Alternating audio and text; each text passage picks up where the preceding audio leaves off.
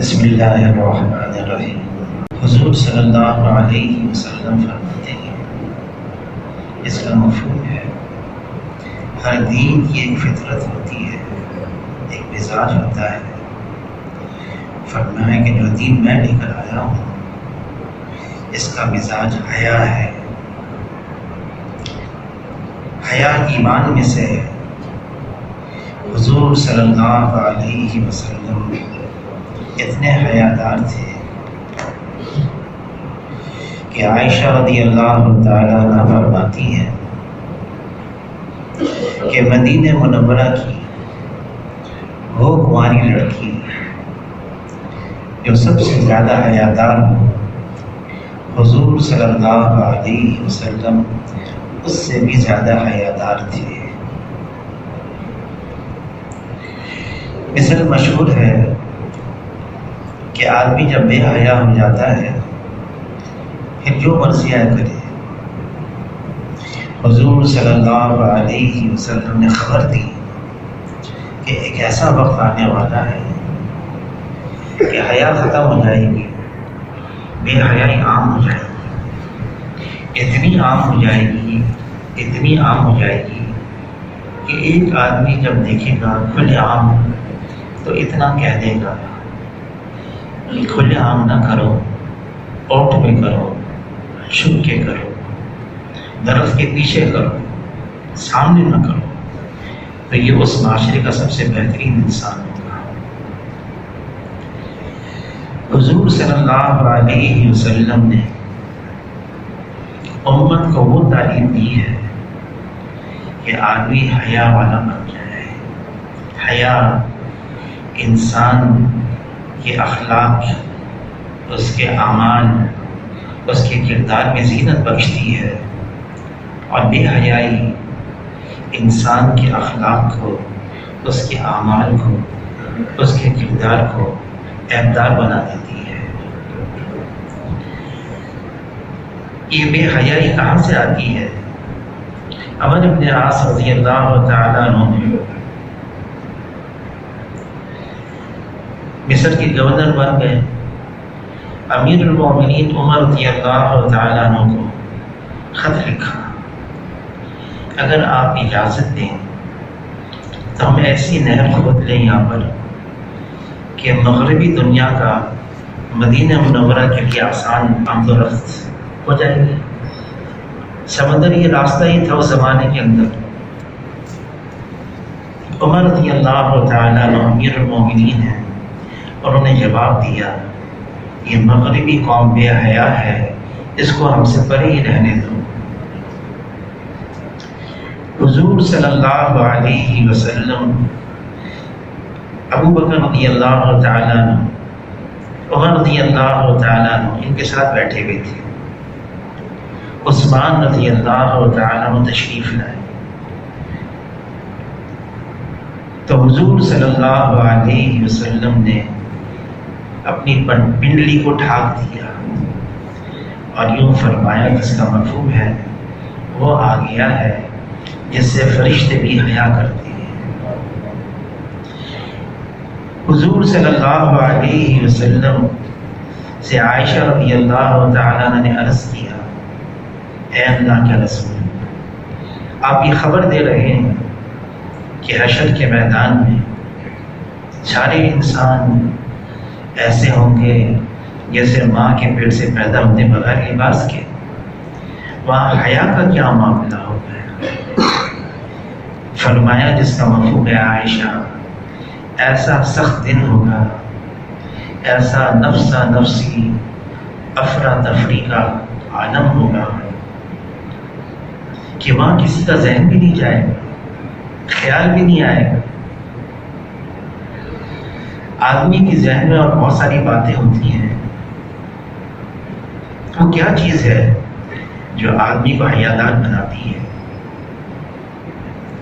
حضور صلی اللہ علیہ وسلم کے ارشادات سے یہ بات معلوم ہوتی ہے کہ دو ایسی اہم باتیں ہیں جس کے ذریعے سے انسان حیادار ہوتا ہے۔ ورنہ ایک، جب دنیا سے بے رغبتی پیدا ہو جائے، دنیا کی رغبت ختم ہو جائے، اور دوسرا یہ دنیا کے اندر امیدیں اس کی بالکل مٹ جائیں۔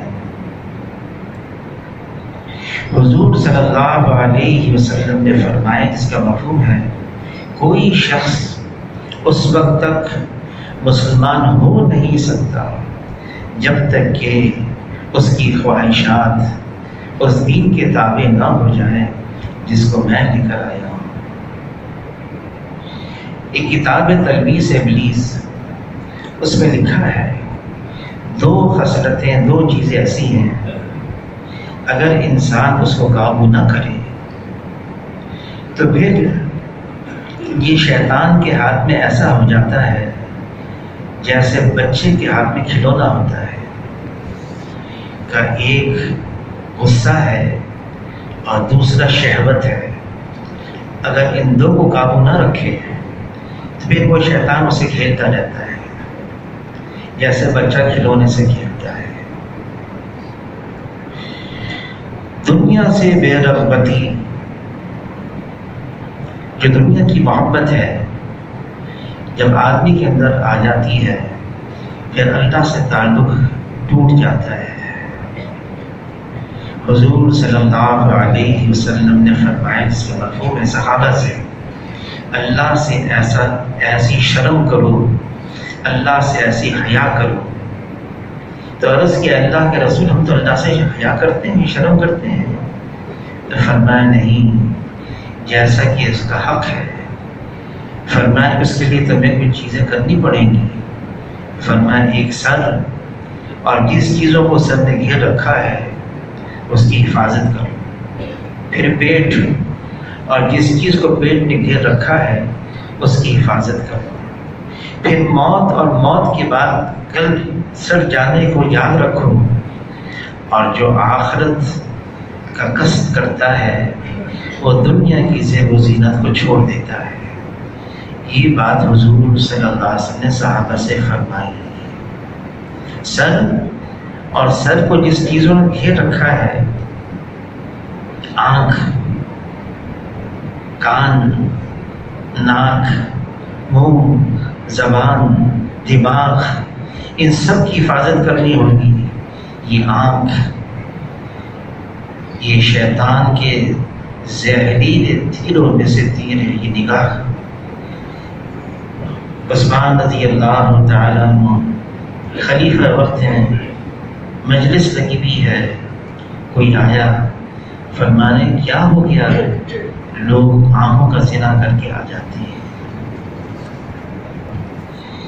آنکھوں کی حفاظت کرنا، نگاہوں کی حفاظت کرنا، یہ اتنا ضروری ہے اور اتنا اہم ہے۔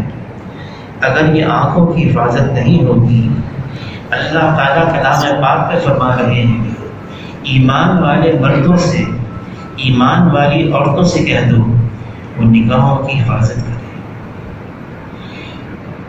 آج کل ایک ایسی چیز آ گئی ہے اور وہ ہر جیب میں پہنچ گئی ہے، اور اس کے اندر ایسی باتیں ہو گئی ہیں کہ ہمارے باپ دادا نے بھی کبھی تصور نہیں کیا ہوگا کہ ایسا ہو سکتا ہے۔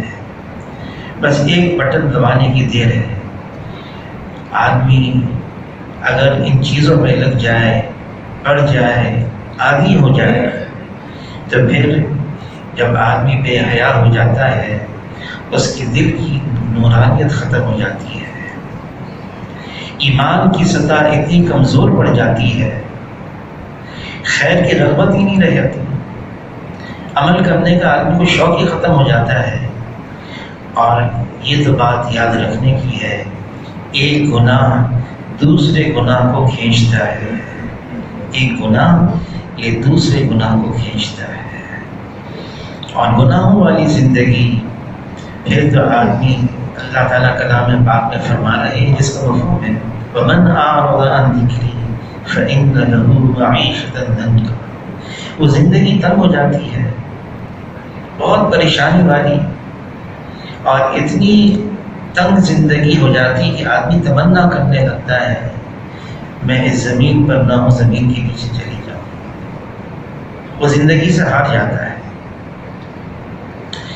حضور صلی اللہ علیہ وسلم نے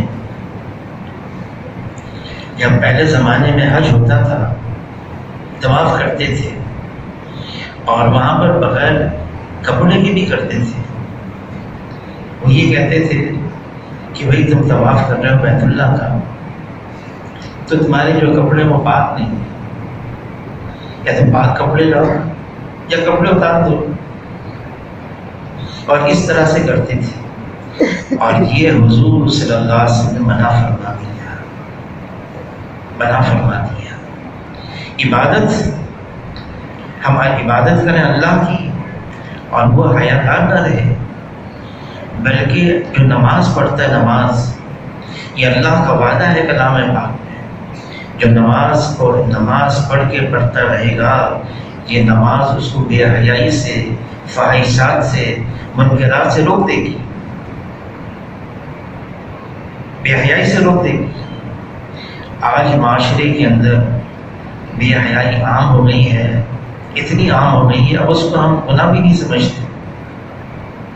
نائجیریا میں جانا ہوا جماعت میں تو وہاں سال کی جماعتیں پیدل چلتی تھی، تو اس جماعت کے جو ذمہ دار تھے امیر نے کہا ہمیں یہاں سب سے زیادہ جو مشکل بات پیش آ رہی ہے وہ یہ ہے کہ یہاں پر نہانا پڑتا ہے تالاب کے اندر. عورتوں کے لیے الگ تالاب ہے، اس کا انتظام الگ ہے، مردوں کے لیے الگ ہے، لیکن مردوں کے اندر جو تالاب ہے لوگ اپنے کپڑے اتار دیتے ہیں اور پھر سب اکٹھے اندر تالاب میں چلے جاتے ہیں. ہمارے تو بڑا مشکل ہے. تو میں نے کہا یہ اللہ کا شکر یہ سب کالے کالے ہیں، کوئی محسوس نہیں ہوتا. تو امیر صاحب کہتے ہیں ڈاکٹر صاحب کیا بات کر رہے ہیں، صدر کھل رہا ہے، اللہ کا حکم ٹوٹ رہا ہے، یہ گناہ ہو رہا ہے، اور صدر کا ڈھانکنا یہ فرض ہے. حاجی صاحب ایک دن رائے میں بیان کر رہے تھے، باہر ملکوں کے لوگ آئے ہوئے تھے، میں انگریزی میں ترجمہ کر رہا تھا. تو حاجی صاحب نے کہا اگر اپنی شرمگاہ پر بھی نگاہ پڑ جائے تب بھی تم استغفار کرو. اب میں سوچنے لگا اس کا میں کیا ترجمہ کروں انگریزی میں. اب انگریزی بولنے والے تھے، سمجھنے والے تھے. اپنا صدر کا ڈھانکنا اور دوسرے کے صدر پر نگاہ نہ پڑے. یا نیو ٹاؤن مدرسے کے اندر ایک بزرگ گزرے ہیں مولانا ادریس صاحب، بڑی عمر کے تھے، استاد تھے، بہت بڑے پائے کے عالم تھے اور تقوی والے بھی بہت تھے. ان کا آپریشن ہوا اور حدود کا آپریشن ہوا، گھر آ گئے تو میں گیا ان سے ملنے کے لیے. تو وہ پوچھنے لگے ڈاکٹر صاحب مجھے معلوم ہے آپ اسپتال میں مجھ سے ملنے کیوں نہیں آئے. تو میں نے ان سے کہا میں اس کے لیے معذرت کرتا ہوں لیکن مصروفیت کی وجہ سے نہیں آ سکتا. نہیں مجھے معلوم ہے میں نے اپنا صدر کھول دیا، تم مجھ سے ناراض ہو گئے. میں نے کہا کہ حضرت میں یہ تو میرے سوچ میں بھی نہیں تھا، تصور میں بھی نہیں تھا. عائشہ رضی اللہ تعالیٰ عنہ فرماتی ہیں حضور صلی اللہ علیہ وسلم میرے خامد ہیں، میں ان کی بیوی ہوں. کبھی ایسا نہ ہوا کہ ہماری شرمگاہ ہم نے ایک دوسرے کی دیکھی ہو، کبھی ایسا نہیں. پردہ باقی رہا ہمارا. یہ امت کو بتا رہے ہیں، بہت ساری باتیں بتائی ہیں، اس لیے بتائی ہیں یہ حیا کتنی اہم بات ہے. اگر آدمی بے حیا ہو جاتا ہے پھر اس کے پاس کچھ نہیں رہتا، اندر سے کھوکھلا خالی ہو گیا. حضور صلی اللہ علیہ وسلم نے اس لیے ایسا معاشرہ قائم کیا. جب پردے کا حکم آ گیا، عورتوں کے لیے پردہ آ گیا، تو ایک عورت، اس کو صرف ایک بچے نے آ کے بتایا کہ پردے کا حکم آ گیا ہے، کھڑی ہو گئی اور اسی بچے سے کہا جاؤ میرے گھر سے چادر لے کر آؤ. اور وہ چادر لے کر آیا، اس نے اپنے آپ کو ڈھانکا اور پھر پردہ کیا. عائشہ رضی اللہ تعالیٰ عنہ فرماتی ہیں حضور صلی اللہ علیہ وسلم اس مبارک حجرے میں جس میں حضور صلی اللہ علیہ وسلم کے ساتھ رہتی تھی، وہ مبارک حجرہ تو جنت کا ٹکڑا ہے. فرمایا کہ حضور صلی اللہ علیہ وسلم نابینا صحابی عبداللہ ابن مکتوم رضی اللہ تعالیٰ عنہ لے کر آ گئے اور گھر میں لائے اور مجھ سے فرمایا کہ عائشہ پردہ کر لو۔ میں نے عرض کیا اے اللہ کے رسول یہ نابینا ہے۔ فرمایا یہ نابینا ہے، تم نابینا نہیں ہو۔ عائشہ رضی اللہ تعالیٰ عنہ فرماتی ہیں حضور صلی اللہ علیہ وسلم کے ساتھ اس مبارک حجرے میں وہ جنت کا جو ٹکڑا تھا میں نے 9 سال گزارے ہیں، چھوٹا سا تھا حجرا۔ پھر فرماتی ہیں جب حضور صلی اللہ علیہ وسلم کا وصال ہو گیا تو اسی حجرے میں حضور صلی اللہ علیہ وسلم کی قبر مبارک بنی۔ میں اسی حجرے میں رہنے لگی، لوگ آتے قبر کی زیارت کرنے، سلام پڑھنے، تو میں اپنے آپ کو ایسا لپیٹ لیتی تھی، ایسا ڈھانپ لیتی تھی کوئی پہچان نہیں سکتا تھا۔ پھر فرماتی ہیں 2 سال اور گزر گئے، ابو بکر رضی اللہ تعالیٰ عنہ کا انتقال ہو گیا، اسی حجرے میں ان کی قبر بنی۔ اور عائشہ رضی اللہ تعالیٰ عنہ فرماتی ہیں میں اسی حجرے میں رہنے لگی، لوگ آتے سلام پڑھتے میں پردہ کر لیتی۔ پھر فرماتی ہیں 10 سال اور گزر گئے، عمر رضی اللہ تعالیٰ عنہ کا انتقال ہو گیا، اسی حجرے میں ان کی قبر بنی۔ میں اس حجرے سے چلی گئی تو کسی نے کہا ظاہر جگہ تو بچی نہیں، چھوٹا سا مکان حجرہ مبارک، حضور صلی اللہ علیہ وسلم کی قبر مبارک، ابو بکر رضی اللہ عنہ کی قبر مبارک، پھر عمر رضی اللہ عنہ کی قبر، جگہ تو بچی نہیں۔ فرمایا نہیں، اس وجہ سے نہیں، میں اس لیے گئی پہلے شوہر کی قبر بنی، پھر والد کی قبر بنی، جب نامحرم کی قبر بنی تو میں حیا کی وجہ سے چلی گئی۔ اور فرماتی ہیں میں آتی تھی ان مبارک قبور کی زیارت کرنے، لیکن میں خوب اپنے آپ کو لپیٹ کر آتی تھی، قبر ہے لیکن نامحرم کی قبر ہے، میں آپ کو لپیٹ کر آتی تھی۔ یہ حیا ہے، اس امت کو بتایا گیا ہے یہ امت حیادار ہے، حیا والی ہے، یہ امت یہ صرف بتائی ہے اس امت کی ہو کیا گیا ہے، کس وجہ سے کہ دنیا کی محبت، اللہ سے دوری ہو گئی، اللہ سے جو قرب تھا۔ یہ دنیا کی محبت ایسی چیز ہے، یہ دشمن ہے، اس لیے ایمان والے کو تو دنیا دار بنایا ہی نہیں، ایمان والے کو دیندار بنا دیا۔ وہ کسب حلال کے لیے جا رہا ہے ایمان والا، اس کو عبادت بنا دیا۔ یہ بیوی کے پاس جا رہا ہے، اس کو عبادت بنا دیا۔ فرمایا صدقہ ہے تو عرض کیا اللہ کے رسول بیوی کے پاس جا رہا ہے، خواہش پوری کر رہا ہے، آپ فرمانی عبادت ہے صدقہ ہے؟ فرمایا حرام سے بچ گیا، بیوی کے منہ میں لقمہ دے رہا ہے، فرمائی عبادت ہے، سنت کی نیت سے سنت کے طریقے پر بیت الخلاء جا رہا ہے، فرمائی عبادت ہے، اپنی حاجت کے لیے جا رہا ہے۔ اس لیے ایمان والے کے لیے کوئی چیز دنیا رکھی نہیں، دین ہی دین بنا دی ہے۔ کیا ہے یہ دنیا اللہ سے غافل کر دیتی ہے، یہ اللہ سے دور کر دیتی ہے۔ حضور صلی اللہ علیہ وسلم فرماتے ہیں جس کا مفہوم ہے مجھے اپنی امت پر صرف 2 چیزوں کا بہت خوف ہے، ایک خواہشات اور دوسرا فرمایا لمبی لمبی امیدیں۔ فرمایا کہ اس امت کی اصلاح اللہ پر توکل اور دنیا سے بے رغبتی پر ہوئی، اور امت کا فساد دنیا کی محبت اور لمبی لمبی امیدوں سے ہوگی۔ فرمایا عاجز اور بے وقوف ہے وہ شخص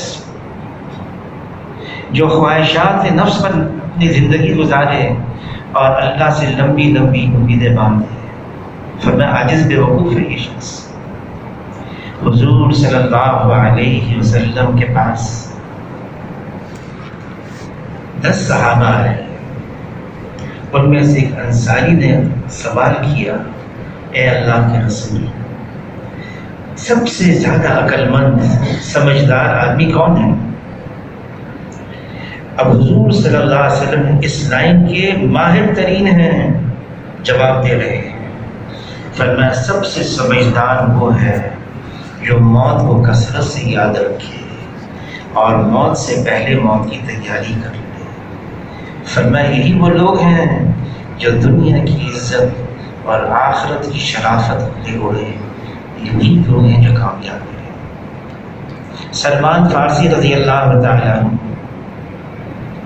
بہت جلیل القدر ہیں، بہت مقدس ہستی ہیں، صحابی ہیں۔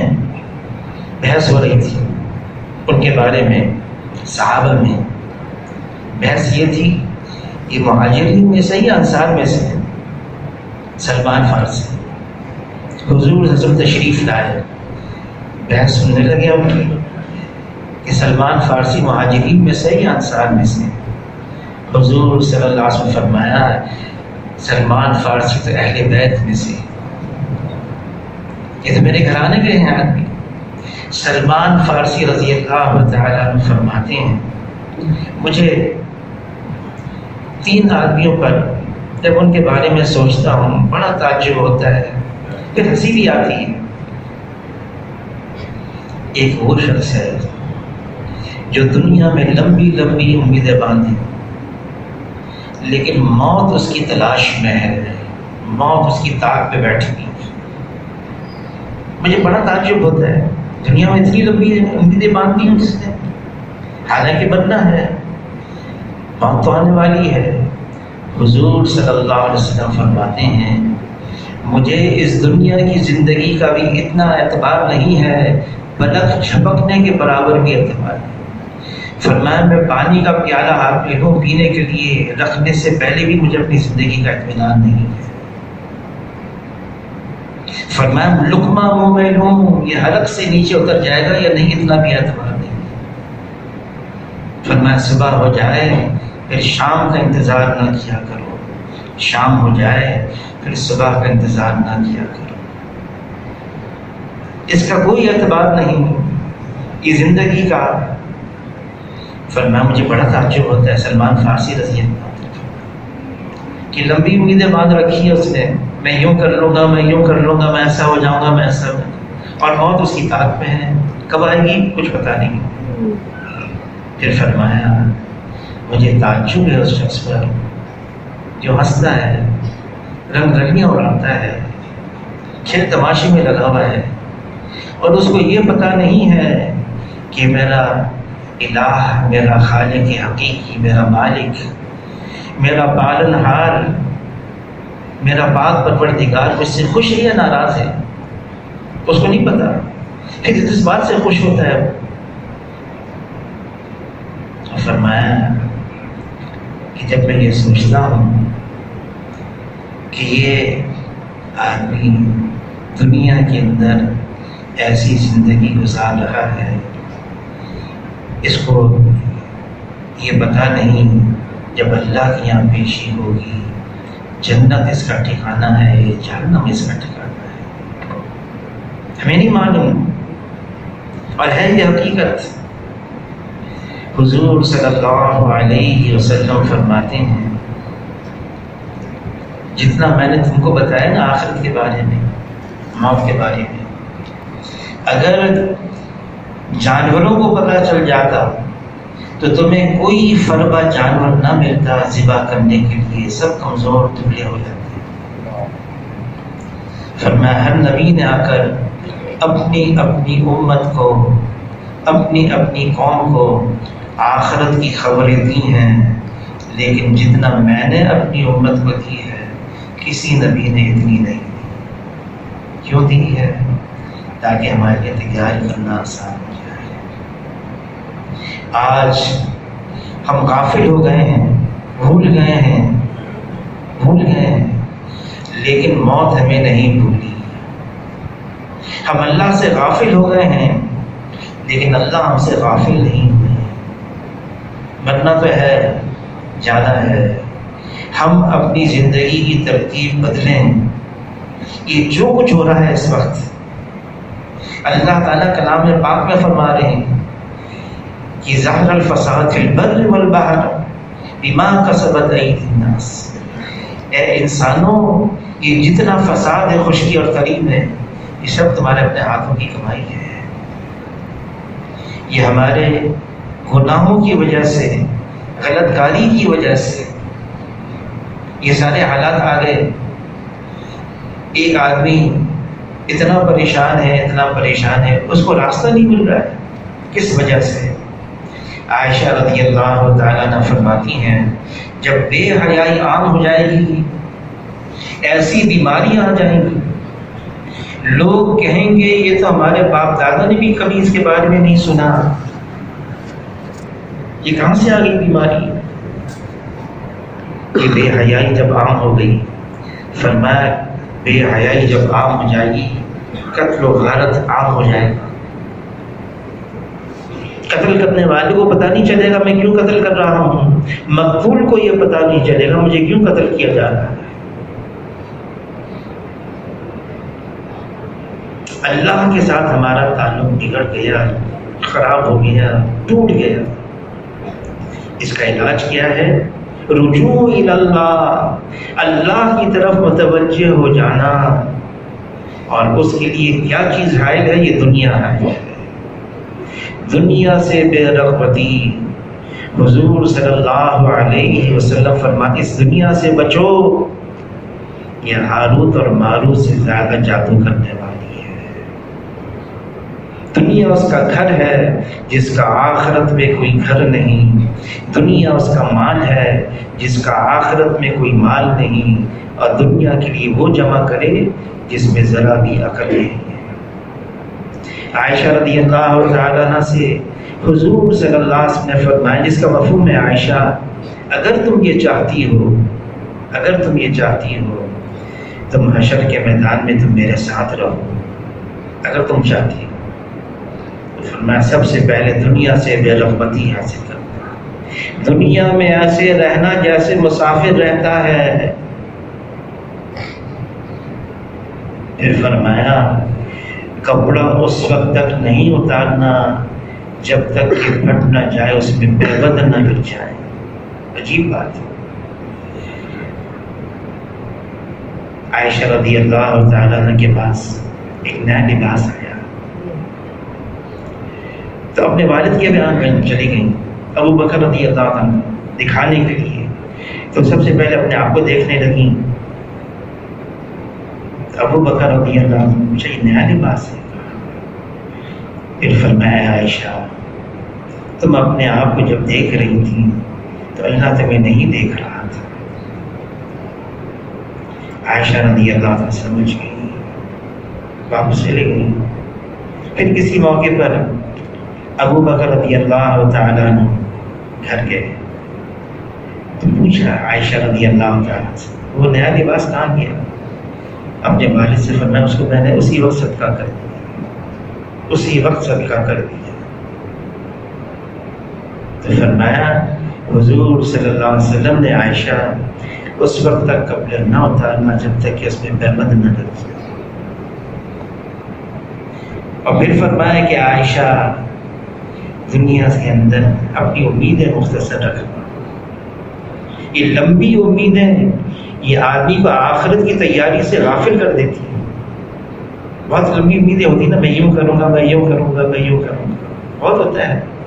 ایک ڈاکٹر صاحب ہمارے یہاں ڈاکٹر بن گئے، نئے بنے، تو انہوں نے کہا کہ میں آپ کے پاس سرجری سیکھنا چاہتا ہوں۔ میں نے کہا جائیں، تو یہاں ایک میمن ہسپتال تھا، وہاں میں جمعرات کو آپریشن کرتا تھا۔ میں نے کہا یہاں جایا کرو، جمعرات کو آ جاتا تھا، اور FRCS کروں گا، میں یہ کروں گا، یہ کروں گا، یہ کروں گا۔ بہت اس نے، اور اس کے لیے بہت تک دو خطوں کی بات، کتابت جو ہے نا وہاں پر خط لکھ رہا ہے اور ان سے رابطے کر رہا ہے برطانیہ کے اندر FRCS کے لیے۔ مولانا سعید خان صاحب رحمۃ اللہ علیہ مکی مسجد میں تشریف لائے ہوئے تھے، تو میں نے کہا پہلے وہاں جانے سے، اسپتال جانے سے پہلے مکی مسجد چلے جاؤں، ملاقات کر لوں۔ بھائی واصف منظور صاحب ان کے سر کی مالش کر رہے تھے، تو فرمایا کہ تم جنازے میں جاؤ گے؟ کہا کس کے جنازے میں؟ کہنے کا کہ وہ فلان ڈاکٹر کے پاس. تو مجھے سمجھ میں نے کون سا ڈاکٹر؟ کہنے کا جو تمہارے ساتھ کام کرتا ہے. میں نے کہا آج جمعرات ہے وہ آ جائے گا. کہنے کا نہیں اس کا انتقال ہو گیا. میں حیران ہو گیا کہ اتنی امیدیں باندھ رکھی تھی اس نے، میں یہ بھی کروں گا، میں یہ بھی کروں گا، میں یہ بھی کروں گا. یہ لمبی امیدیں. حضور صلی اللہ علیہ وسلم نے ایک موقع پر صحابہ کرام کو جمع کیا اور پھر لکڑی سے زمین پر ایک چوکور بنایا اور پھر درمیان میں ایک لکیر بنائی اور اس لکیر کو اس چوکور سے باہر نکال دیا. پھر اور چھوٹی چھوٹی لکیریں درمیان میں بنائیں. پھر فرمایا صاحب سے پوچھتے نہیں یہ کیا ہے؟ سمجھ کیا ہے اللہ کے رسول ماں باپ آپ پر قربان، بتا دیجیے کیا ہے.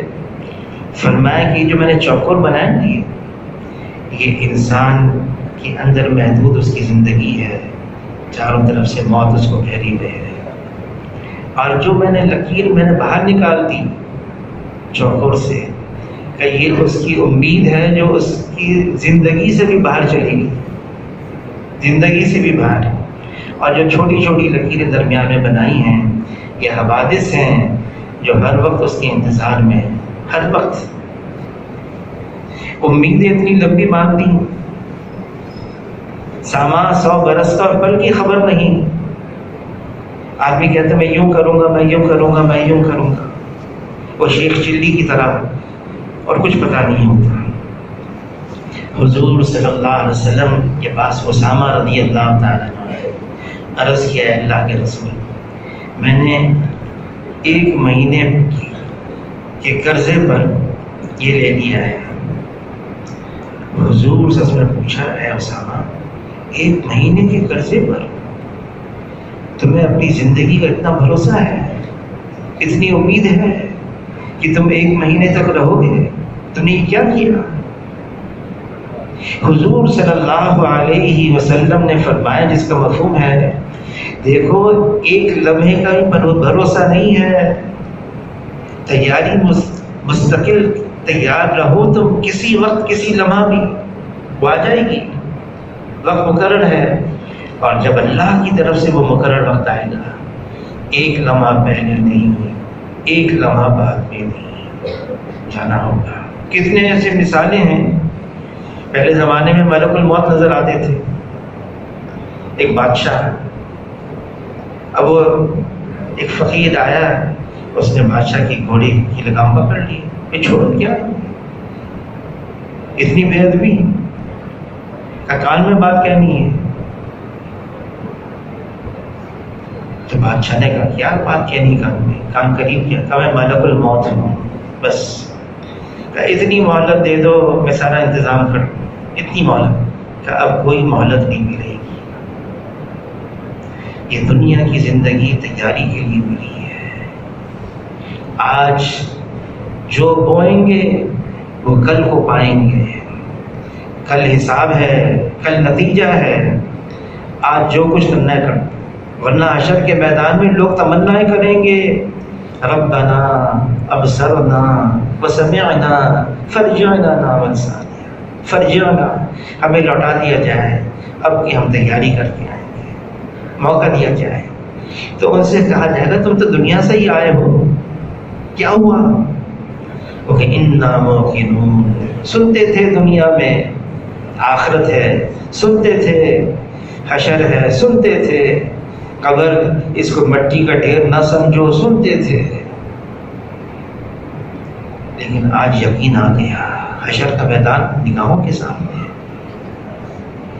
حضور صلی اللہ علیہ وسلم نے صحابہ پر ایسی محنت فرمائی، آخرت کا اتنا یقین آ گیا انہیں. وہ تو آخرت کو دیکھنے والے تھے، جنت کو بھی دیکھ رہے ہیں، جہنم کو بھی دیکھ رہے ہیں.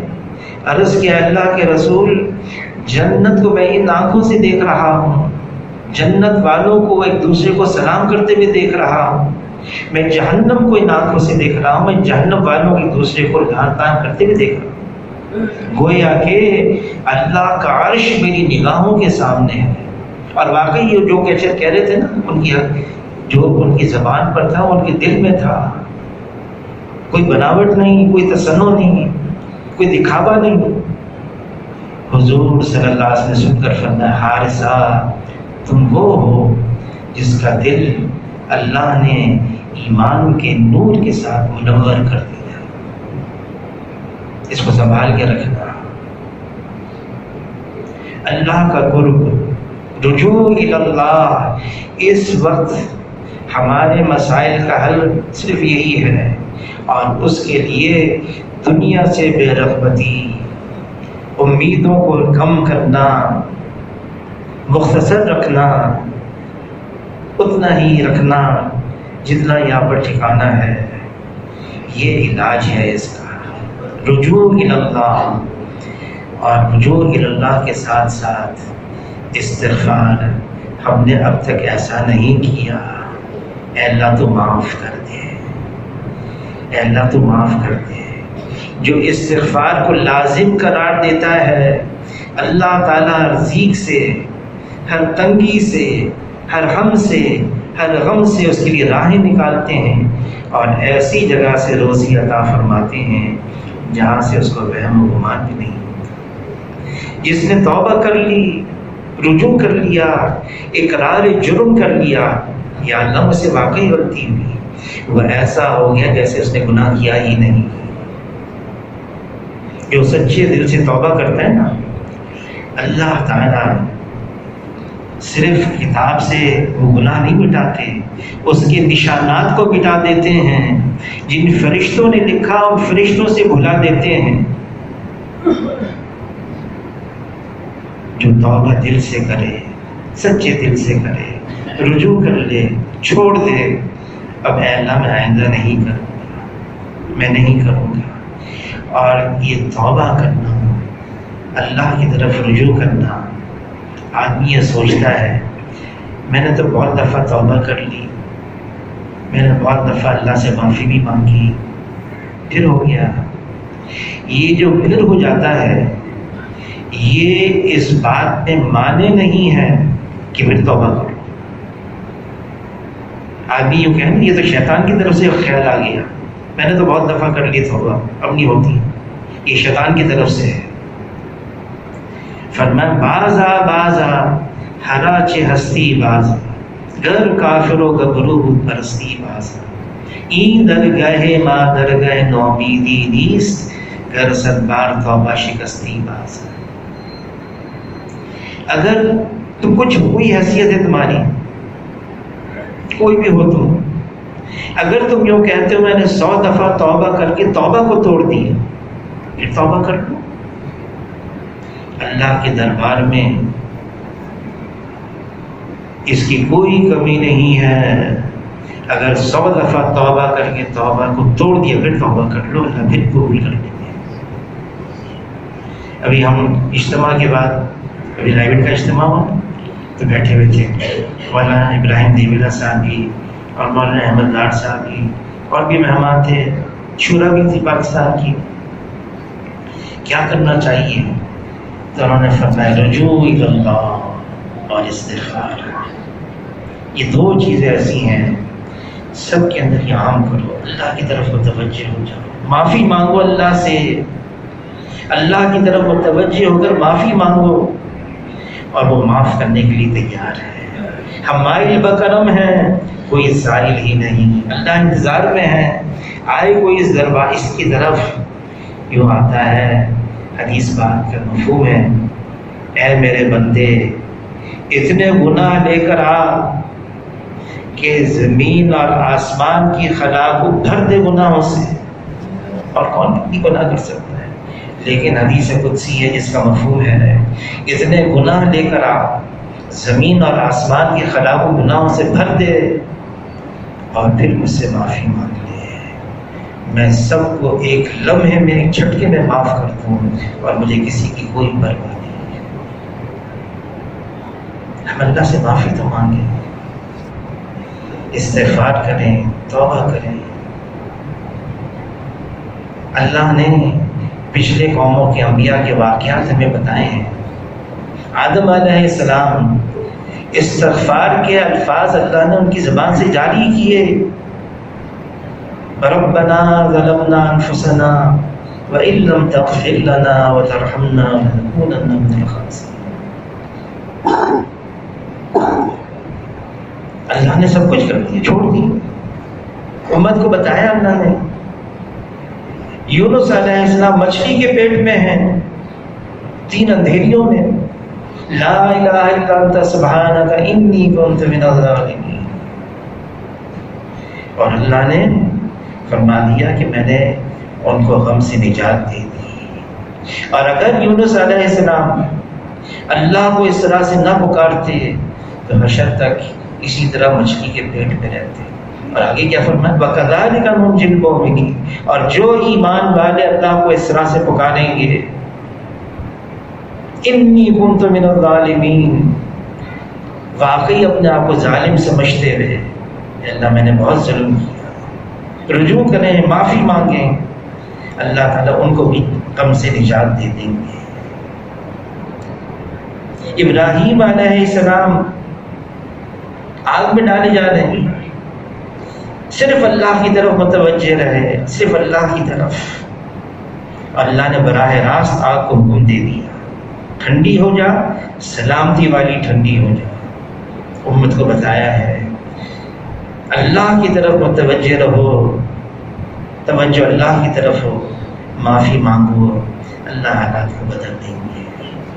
بس مایوسی نہیں ہے، نا امیدی نہیں ہے، یہ باتیں اللہ کو پسند نہیں ہیں. اللہ تعالیٰ کلام پاک میں فرما رہے اللہ کی رحمت سے مایوس مت ہو. ایک قوم پر اس لیے اللہ کا عذاب آ گیا، وہ اللہ کی رحمت سے مایوس ہو گئے تھے. اب کیا ہوگا؟ کچھ نہیں ہوگا. نہیں، اللہ کی رحمت سے مایوسی نہیں ہے.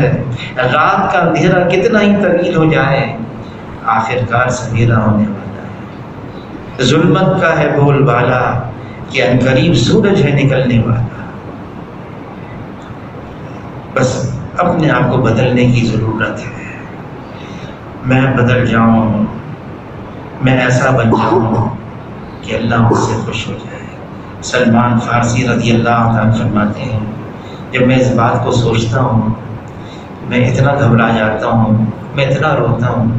جب اللہ کی یہاں حاضری ہوگی، جب اللہ کی یہاں پیشی ہوگی، پتہ نہیں اللہ مجھ سے خوش ہوں گے یا ناراض ہوں گے، پتہ نہیں میرے لیے جنت کا فیصلہ ہوگا یا جہنم کا فیصلہ ہوگا. جب یہ چیزیں مجھے یاد آتی تو میں گھبراتا ہوں، میری ساری خوشی ختم ہو جاتی ہے، میں روتا ہوں.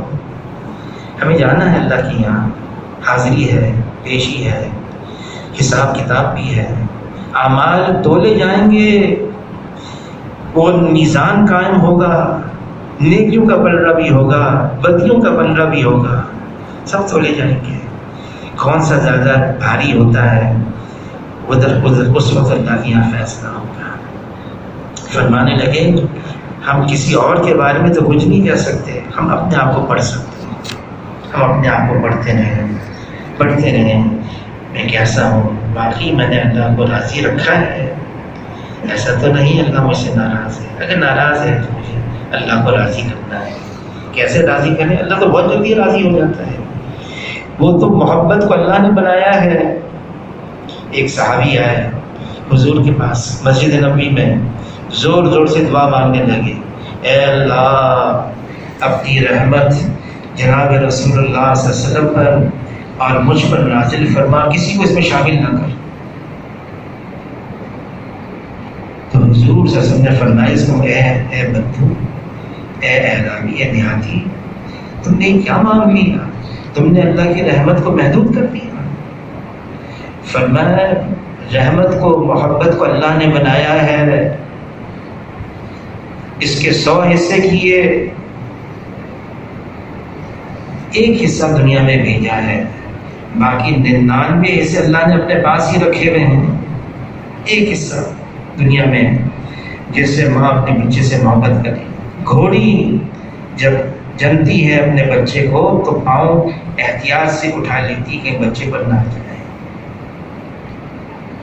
یہ محبت اللہ نے بنائی ہے.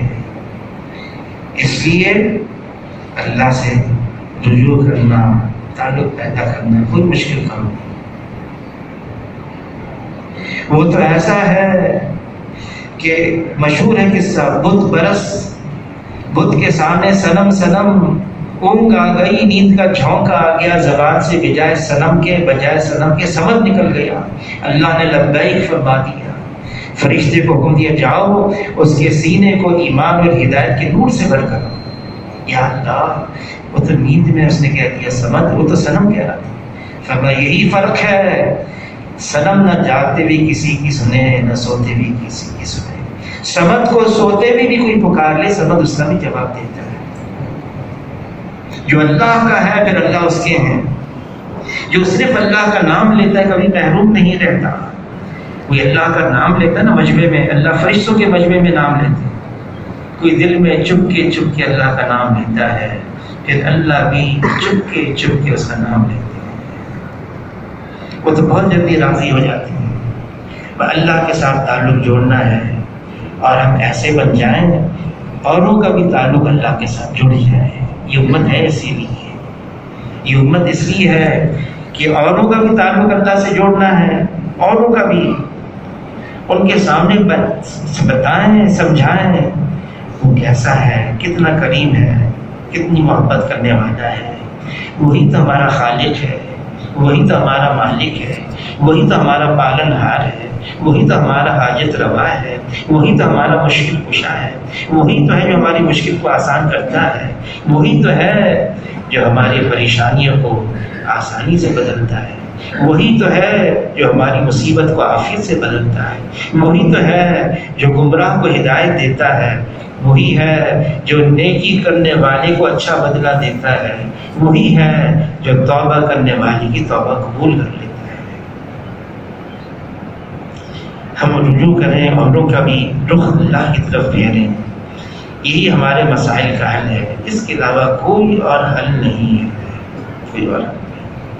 ظاہری اسباب ہم جتنے اختیار کر لیں اس میں کوئی شک نہیں، یہ دنیا دار الاسباب ہے، اس میں کوئی شک نہیں، لیکن مسبب الاسباب اللہ کی ذات ہے، اور اللہ کرنے پر آتے ہیں، کسی سبب کے پابند نہیں ہے، کسی سبب کی ضرورت نہیں ہے، کسی سبب کے محتاج نہیں ہے، اللہ کرتے ہیں اور اپنی قدرت سے کرتے ہیں، اپنی طاقت سے کرتے ہیں، کرنے میں اللہ تعالیٰ کسی کے پابند نہیں ہے۔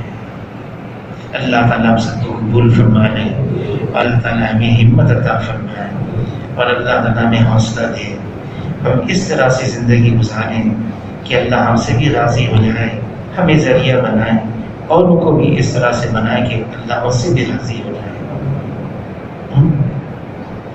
اتوار کے دن انشاءاللہ مستورات کی بیعت ہے، تو وقت کا خیال رکھیے گا، 11:30 بجے، دن چھوٹے ہو گئے ہیں تو 11:30 بجے انشاءاللہ اتوار کے دن مستورات کی بیعت ہوگی۔